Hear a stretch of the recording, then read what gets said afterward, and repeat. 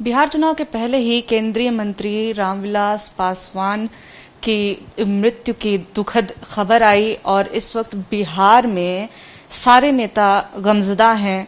सब बोल रहे हैं कि इतनी जल्दी चले गए, नहीं जाना था, लेकिन बीमारी से काफी वक्त से जूझ रहे थे। ऐसे में हमारे साथ जनता दल यूनाइटेड के प्रवक्ता राजीव रंजन जी मौजूद हैं, जो कि अपनी यादें, अपने रिश्ते, अपनी बातें हमारे साथ साझा करना चाहते हैं। सर, रामविलास पासवान जी के जाने की दुखद खबर है ये, क्या आप बोलना क्या चाहेंगे? आप पार्टी की तरफ से आपके रिश्ते कैसे थे, यादें कैसी थी, इन सब चीजों के बारे में चाहते हैं कि आप हमसे साझा करें। देखिए, हमारा तो उनके साथ व्यक्तिगत रिश्ता लगभग 3.5 दशकों का है और मैंने जो उनको देखा वो दलितों के नेता जरूर थे, लेकिन समाज के अन्य वर्गों के लिए उनके मन में कहीं कोई कटुता का भाव कभी नहीं था और इसीलिए बहुत ही सहज थे। लोग उनको स्वीकार करते थे, उनकी स्वीकार्यता सभी वर्गों में थी। एक राजनेता के तौर पर और एक प्रशासक के तौर पर वो बेहद कामयाब और सफल थे। जो भी जिम्मेवारियां मिली उसका निर्वहन बगैर किसी विवाद में पड़े उन्होंने किया और गठबंधन धर्म को लेकर के भी मैं ये मानता हूं कि बहुत ही लचीले थे और साथियों की भावनाओं का बराबर वो सम्मान करते थे। जहां तक हमारे नेता नीतीश कुमार जी के रिश्तों का सवाल है तो 74 आंदोलन के पहले रामविलास जी राजनीति में आ गए थे, लेकिन जो बिहार आंदोलन है उसमें इन लोगों के रिश्ते काफी प्रगाढ़ हुए और वैचारिक तौर पर एक दूसरे के बेहद करीब रहे। आज अगर शायद वो इस पूरे घटनाक्रम में अगर देखें वो जीवित होते, स्वस्थ होते, तो शायद जो कुछ आज हम दृश्य देख रहे हैं वो स्थिति नहीं होती।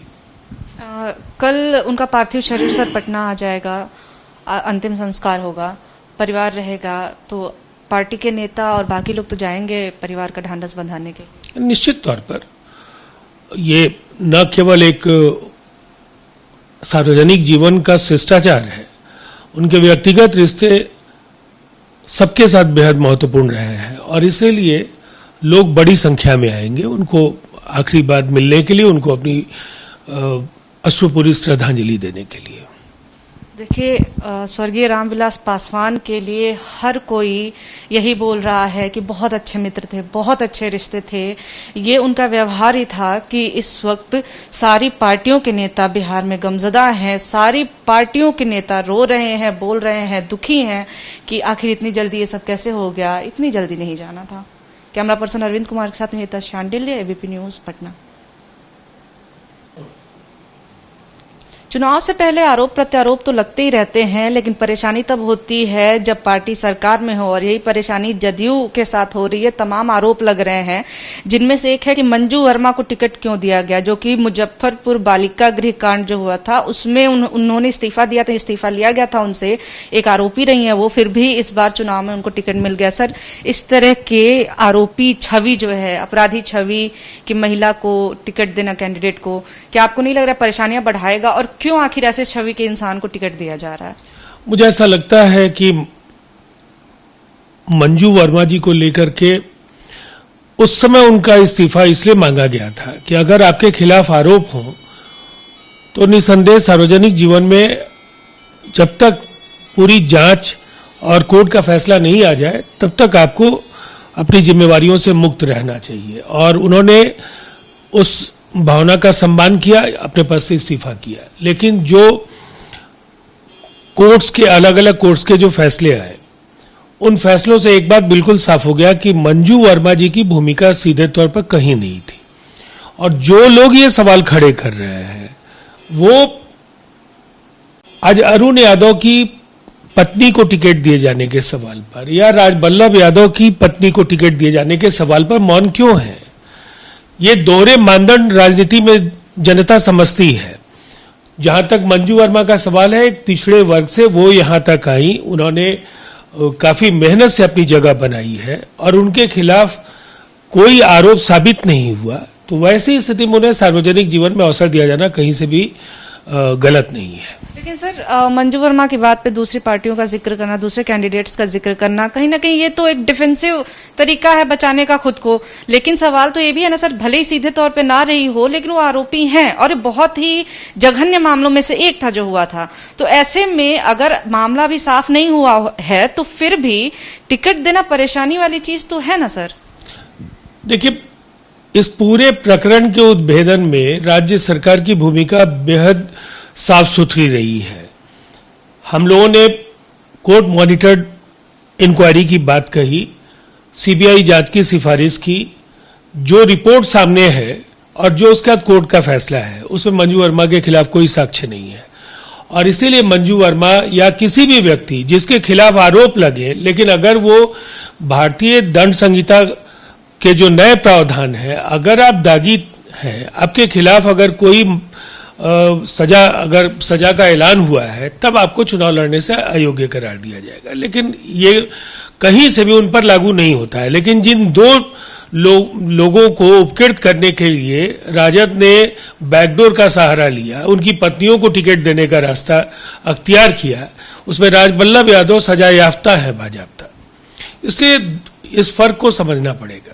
सर, इस बीच में एक और बात है कि तेजस्वी ने पूछा है कि क्या नीतीश कुमार और जदयू उनसे माफी मांगे, क्योंकि शक्ति मलिक हत्याकांड जो था, जिस तरह से तमाम चीजों को जोड़ते हुए उनके ऊपर लगातार हमला बोला गया कि उन्होंने पैसे के लिए हत्या करवाई गई है, जबकि जब जांच पड़ताल हुई, ये मामला दूसरा निकला है। उन्होंने पहले ही बोला कि हमारे लिए सीबीआई की जांच कर लो अगर आपको लग रहा है कि मैं आरोपी हूं तो, अपराधी हूं तो ऐसे में क्या पार्टी का स्टैंड क्या है सर उनके इस सवाल पे? उस सवाल पर मैंने आपको खुद एक इंटरव्यू दिया था, और अगर आप आर्काइव में जाकर के उस इंटरव्यू को देखेंगी तो मैंने कहा था ये परसेप्शन का मामला है, और टिकटों के खरीद फरोख्त का आरोप उनके परिवार, उनके पिता और उनकी पार्टी पर लगता रहा है। ये आरोप एक बार फिर से प्रमाणित हुआ है। दलितों को लेकर के जो दोहरे मानदंड है तेजस्वी यादव के, वो राघोपुर के बाद एक बार फिर इस प्रकरण में उजागर हुआ है। जब ये सवाल आपने पूछा था तो मैंने कहा था ये अनुसंधान का विषय है, ये पुलिस को तय करना है।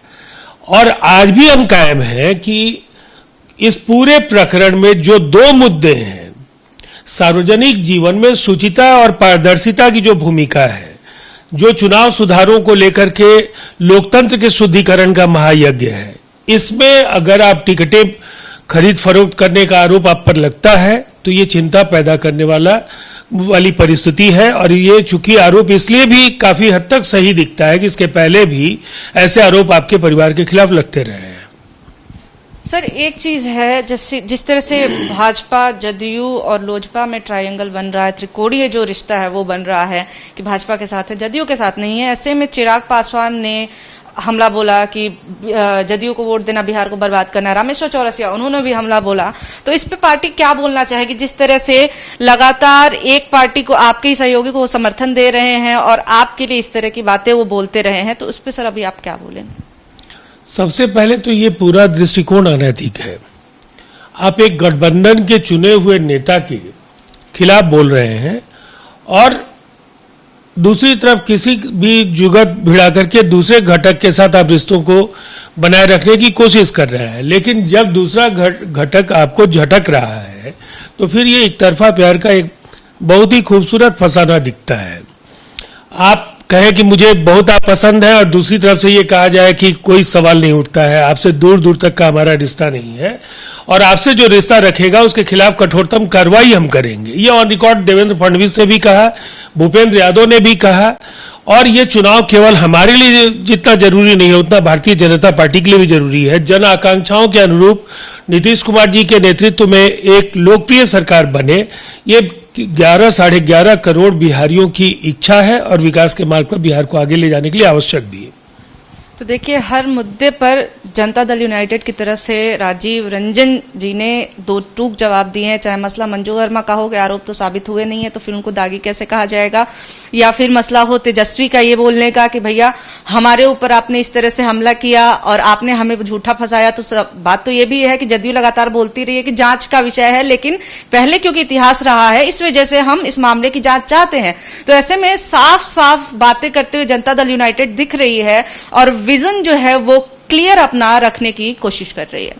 कैमरा पर्सन अरविंद कुमार के साथ Nivedita Shandilya, ABP news, Patna. ABP news आपको रखे आगे।